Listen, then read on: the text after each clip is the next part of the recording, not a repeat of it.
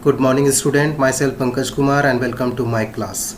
In last video we had seen various measurement units of storage like KB, MB, GB, TB, ZB, etc. Okay, today we are going to see computer memory. Okay, computer memory. So let's start. So you know very well computer memory is very important part of computer.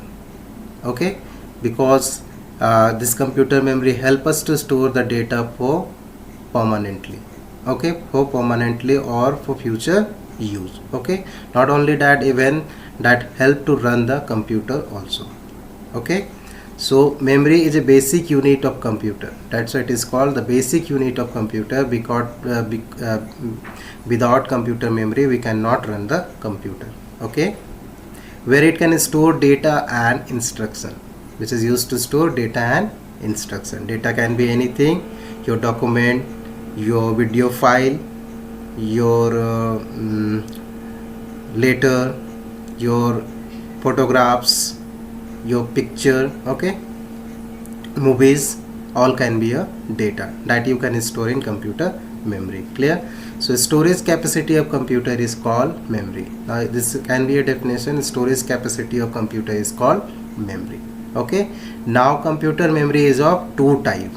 First, internal memory, that also called primary memory, or we can say main memory. Okay, and second, external memory, and that is called secondary memory. Okay, example of internal memory you can see RAM and ROM, and example of external memory: hard disk, CD, DVD, pen drive, etc. Now this is types of memory, computer memory. Now what is the difference between internal memory and external memory? Internal memory fixed inside the CPU box. Let me show you the CPU box. Here you can see this is the CPU box, and internal memory fixed inside this CPU box. Clear? Whereas external memory we can use outside the CPU box by using USB cable and all. Okay, so external memory we can use from outside the CPU box, whereas internal memory is fixed inside the CPU box. RAM and ROM is the example of internal memory. Hard disk, CD, DVD, pen drives are example of external memory. Okay, now we'll study in detail about internal memory and external memory. Okay, so here we have internal memory, RAM. Now RAM stand for random access memory. Random access memory. This is the example of internal memory, random access memory. And this is very important question. RAM full form. Okay, it is the smallest storage area in computer where the application, program and data in current use are kept. Okay, whatever you are working on computer, that data used to be stored in RAM. Okay, that data used to be stored currently. That data used to be stored in RAM. Okay, unless you save in secondary storage device, that will be in RAM. Clear to you? RAM is smaller than hard disk, both in physical size and amount of data it can store. If we talk about the size wise, RAM is smaller than hard disk. Size of the hard disk is bigger.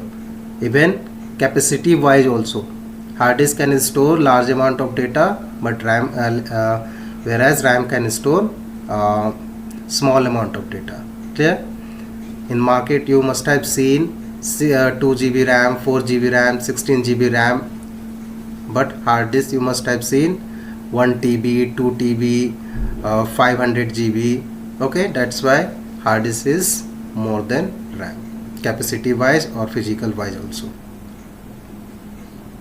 The data in RAM remains till the power supply to the computer is on. When you turn the computer off, the data information is stored in RAM is lost. That is why it is called a volatile memory. Try to understand with the example. Suppose you are typing something. Suppose you are writing one letter. So for that you are typing in Microsoft Word. So whatever you are typing, that is storing in RAM. Currently that is storing in RAM. Right now you are not storing in secondary storage device. So whatever you are typing, that is storing in RAM. After some time by mistakenly you turn off the computer. So whatever you typed, everything will be lost. Everything will be lost. The moment you turn off the computer, the data stored in RAM will be lost. Okay, so before turning off the computer, you supposed to save your data in secondary storage device. Okay, that's why this RAM is called volatile memory. Understood? Now we have ROM, read only memory. ROM is a memory on which the data is stored, can be read but new data cannot be written on it, and this is reserved by the BIOS, and this helps the computer to start.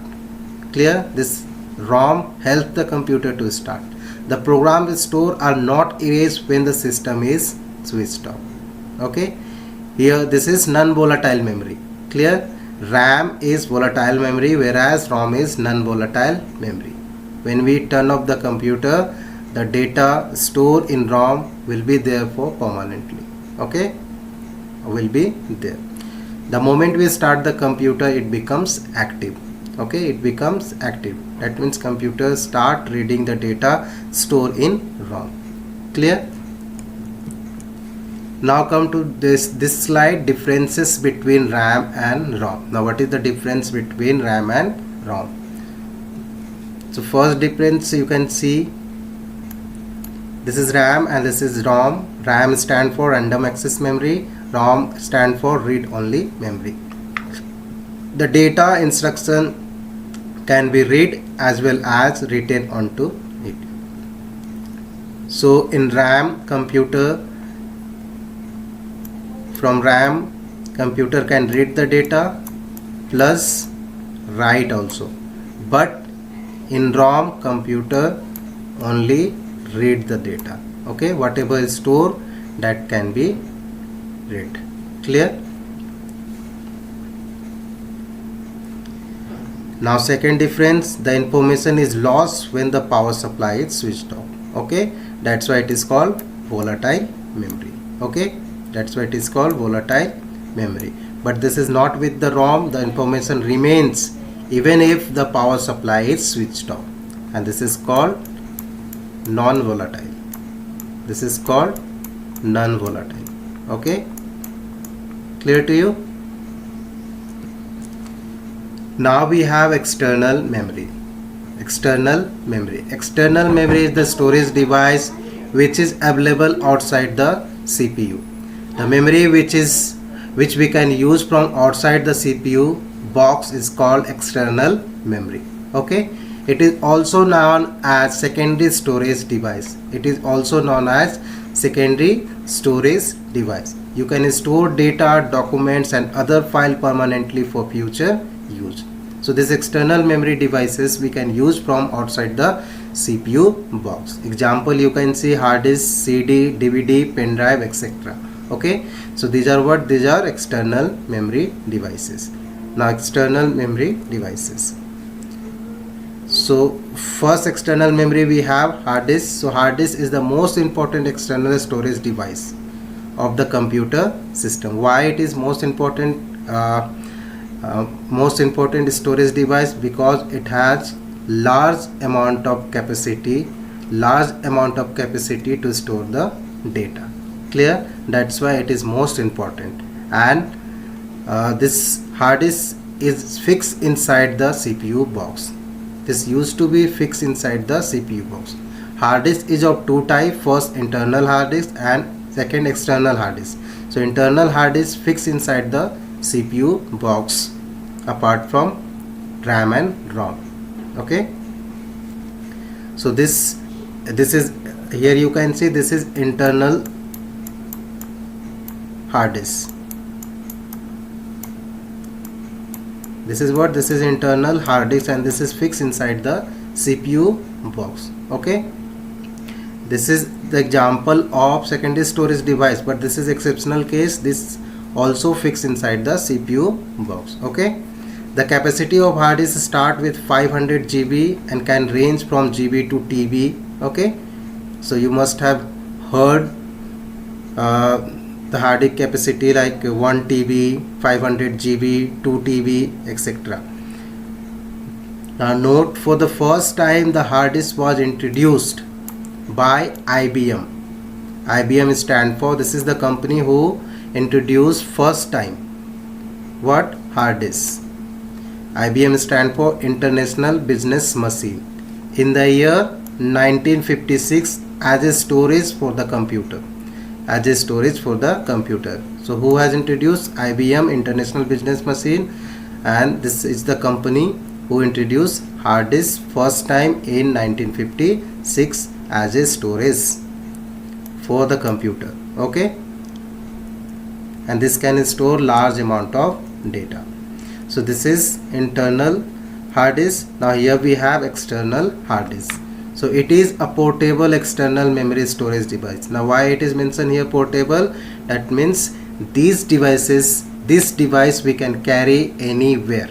Okay, this we can keep in our pocket, in our bag, and we can carry anywhere for our use. Clear? So it is portable external memory storage device. It can be used to store file, document, picture, etc. for permanently. Unless we delete the data, that will be there for permanently. Clear? So this is the use of external memory, external hard disk. Okay, external hard disk. Okay, and this we can use from outside the CPU box. And this one I have already told you, this is fixed inside the CPU box, and this we can use from outside the CPU box using this cable. This is USB cable. With the help of that we can connect with CPU. Clear? With the help of this cable we can connect this external hard disk with CPU. Okay, so this is all about hard disk. So children, today whatever I have discussed with you, I hope each and everything is clear to you.